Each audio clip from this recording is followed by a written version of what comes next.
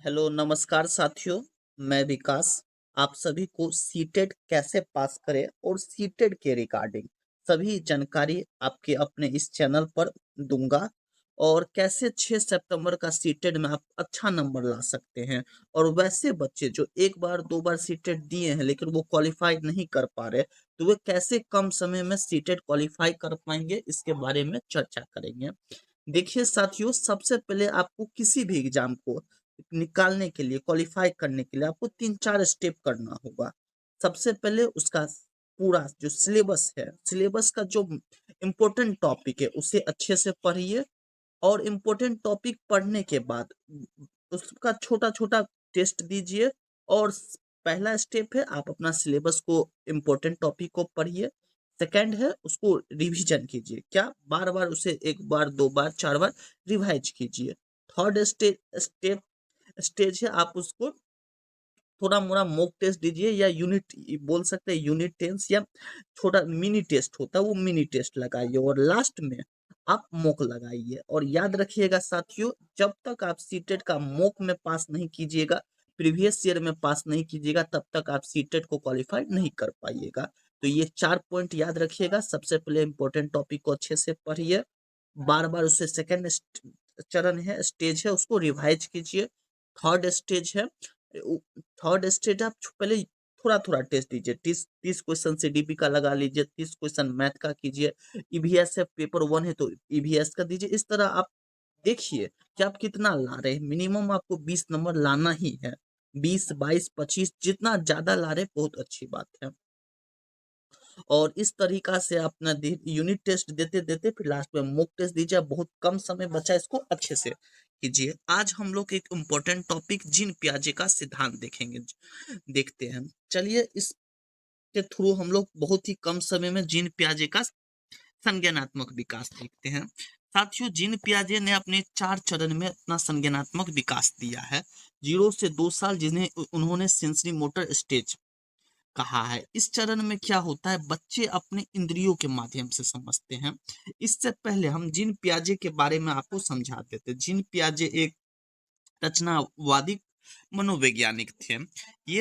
ये मानते थे कि बच्चे कोई भी कार्य को सक्रिय होकर सीखते हैं, बच्चे करके सीखते हैं।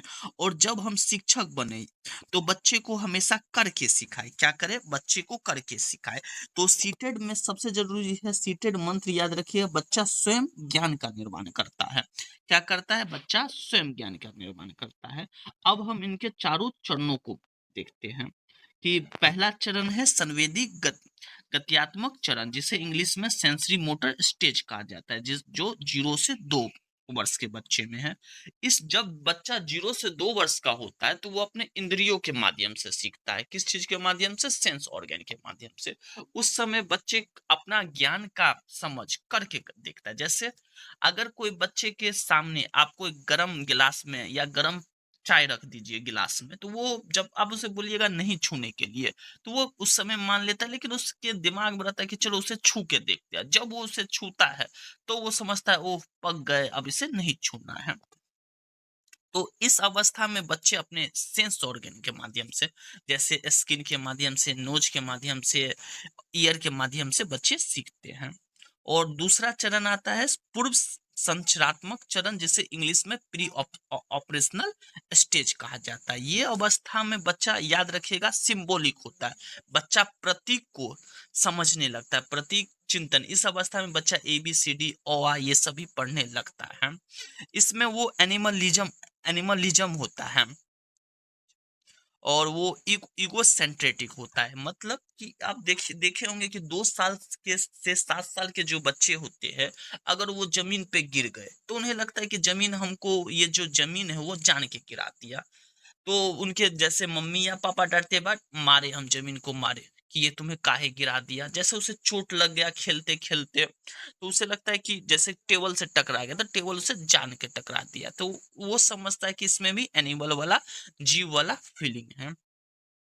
और इसी में याद रखिएगा, बच्चा पेड़ों, खिलौना, गुड़िया से बातचीत करता है। हाँ, बच्चा किससे, अपने खिलौना से बात करके खेलता है। तो ये वो चरण है जिसमें बच्चा पूर्व संचालन चरण है। उसके बाद आता है कंक्रीट ऑपरेशनल स्टेज, 7 से 11 वर्ष। क्या आता है? 7 से 11 वर्ष। इसमें बच्चा तार्किक चिंतन करना शुरू करता है। वे समझने लगता है कि कंजर्वेशन को समझने लगता है। कंजर्वेशन बोले तो और ये सब समझ, कंजर्वेशन, क्लासिफिकेशन, सीरिएशन की समझ धीरे धीरे वो विकसित करता है। और लास्ट आता है औपचारिक संचालन चरण, मतलब फॉर्मल ऑपरेशनल स्टेज। इस अवस्था में बच्चा अमूर्त चिंतन, मतलब बच्चे ऐसा चीज भी सोचने लगेंगे जो उनके सामने में नहीं है, एब्स्ट्रैक्ट थिंकिंग करना शुरू करते हैं। तो मुख्य विशेषता है इस चरण है औपचारिक संचालन चरण। इसे इंग्लिश में फॉर्मल ऑपरेशनल स्टेज कहा जाता है। इस चरण का जो अवधि है वो 11 वर्ष या इससे अधिक का होता है। इस चरण में बच्चे अमूर्त चिंतन करते हैं। अमूर्त मतलब जो उसके सामने नहीं है उसके बारे में भी वो सोचना, जैसे तर्क करना, समस्या हल करना, परिकल्पना करना, ये सब करना वो शुरू कर देते हैं। तो आप याद रखिएगा, पहला जो है सेंसरी मोटर स्टेज जो 0 से 2 वर्ष के बच्चे के लिए है। दूसरा है प्री ऑपरेशनल 2 से 7 वर्ष। फिर है कंक्रीट ऑपरेशनल 7 से 11 वर्ष। और लास्ट है फॉर्मल ऑपरेशनल स्टेज 7 से अधिक, 7 वर्ष और अधिक के बच्चे के लिए। यहाँ पे मुख्य विशेषता है कि बच्चे कोई भी चीज को सक्रिय होकर सीखते हैं, सक्रिय रूप से ज्ञान का निर्माण करते हैं। और उसके बाद है विकास एक क्रमिक प्रक्रिया है। क्रमिक बोलने का मतलब है कि विकास जैसे है, बहुत सारे बच्चे को आपने देखा होगा कि वो जब एग्जाम आता है तब पढ़ना शुरू करते हैं, लेकिन ऐसा नहीं करना चाहिए। हर रोज कुछ सीखना चाहिए, धीरे धीरे धीरे धीरे, ये ग्रेजुअल प्रोसेस हो। और एक प्रोसेस, और एक समय हमारा पढ़ाई ऐसा ही, पढ़ाई हमें अंत एग्जाम में बहुत काम देता है। हर चरण की अपनी विशेषता होती है और वातावरण के साथ बच्चे अंतःक्रिया करके सीखते हैं। और सीखना और विकास परस्पर संबंधित है। तो यहाँ पे कुछ बातें हैं जिसे आप लोग ध्यान रख सकते हैं। और कुछ जो बातें हैं उसे हम नेक्स्ट वीडियो में देखेंगे। धन्यवाद।